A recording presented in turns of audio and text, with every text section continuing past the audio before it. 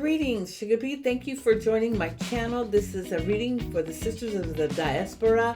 And I want to say that if you popped on my channel and you're not of the diaspora, and that would be the descendants of those that came across the waters from Africa, and your descendants of somewhere in your family, members of an African tribe, then you are of the diaspora.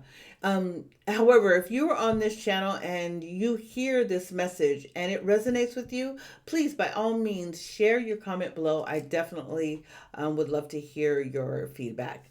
I am using the Afro Tarot by Jessie Jumanji. The illustrations are so beautifully expressed, sharing the African culture, and shows the vibrancy of the culture of the people and of our community.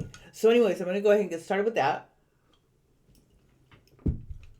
I'm going to share the cards first and then I'll explain them. So I received the moon.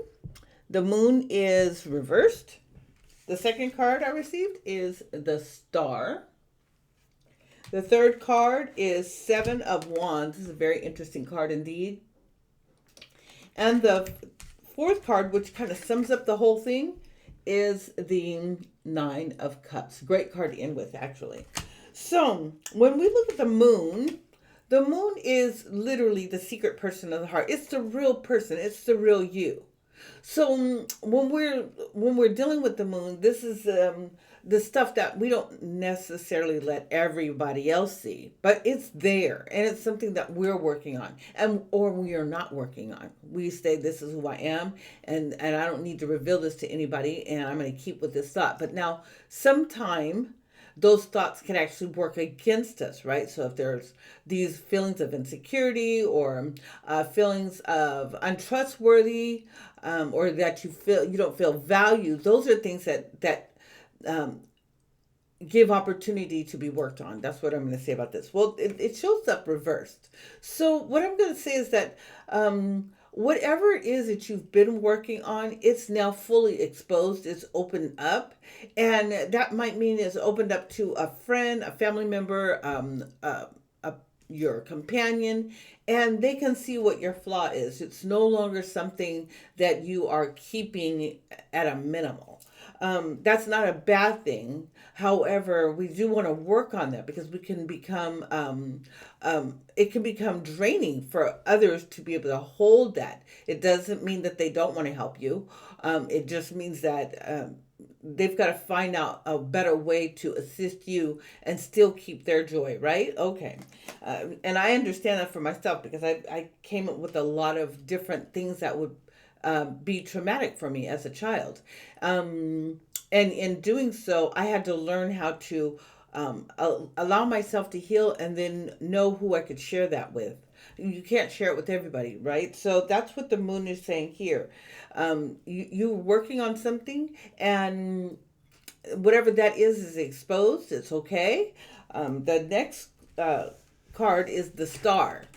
Okay, here's the star. Now, I like this card, the star, because it means that you are now open to receiving messages from the divine. I'm going to tell you, it is the hardest, especially for our sisters of the diaspora, because we have not been heard. We have not been allowed to fully express ourselves, because when we do express ourselves, we're so passionate, or we've been ridiculed for speaking a truth about something that we don't necessarily want to listen to anybody else tell us something that might be valuable, right? So we tend to shoot the messenger. This card, the star, is saying that you're right in a place right now where you're not looking to shoot the messenger. You are receiving all messages as they are coming to you from a divine source and from our ancestors, from your ancestor. Because that's who's going to speak to us directly, as our ancestors. That's who our so-called God is first. My God is definitely who I can link to in my past, which is my grandmothers, my mother, my grandmother, my great-great-grandmother, my grandfather. I remember them. so I can call on them and feel comfort. So likewise, the same with you. You can call on them and feel comfort in listening to how messages are coming to you. And the messages might not come through a family member, it may come through a friend, a coworker, associate, or it might be something you've read or heard on the radio or seen on a program.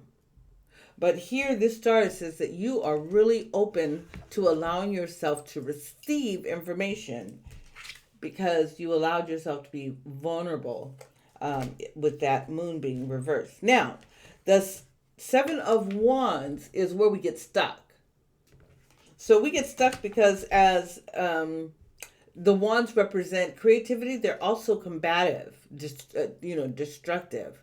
So we could be doing a lot of self-sabotage with that Seven of Wands. We're like trying to defend ourselves. We're trying to deflect, right? But this, I'm like this because I'm like this because you did, I'm like this because, right? Instead of saying, okay, what is it that I need to work on that will eliminate this butting of heads with people that I love or that I want to value me.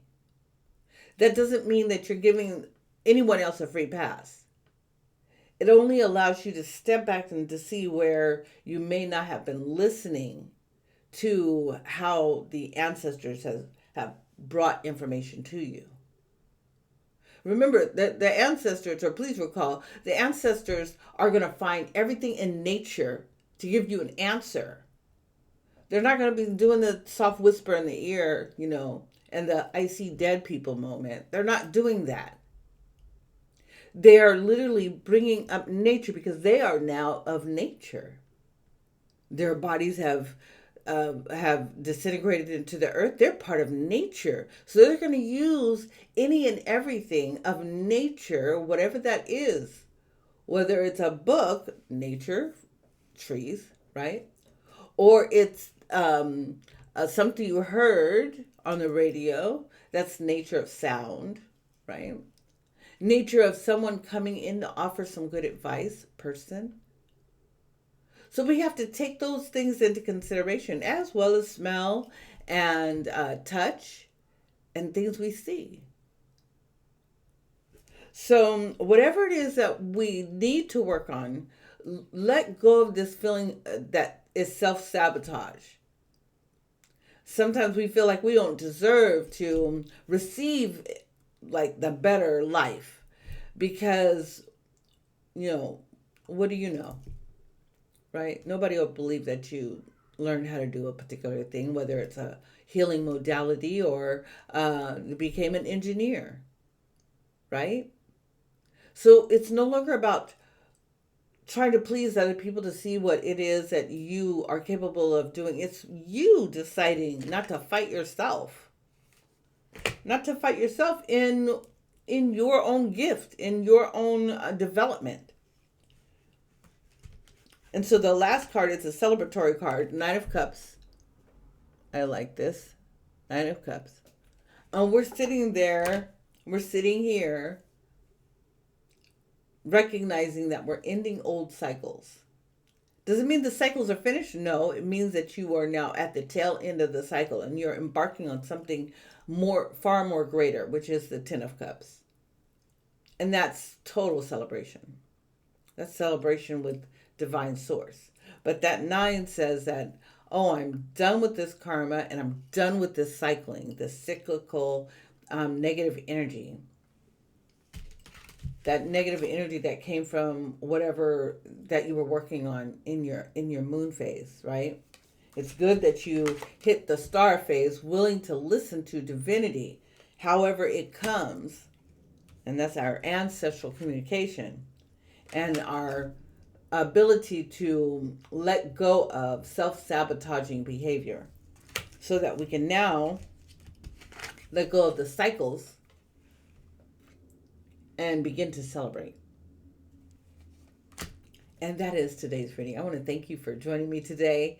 I will be back tomorrow to share another message for our sisters of the diaspora. And for those that this, as you're hearing it, if it resonates with you, I thank you for listening. Please share a message below that's encouraging. And make sure you subscribe. So if you haven't subscribed yet, please do hit the little toggle, the little bell, so you can get my notifications. And in addition, this is something we always forget. I forget when I'm watching videos. Click like. Please click like. Thank you so very much. And I'll see you tomorrow. Ashe.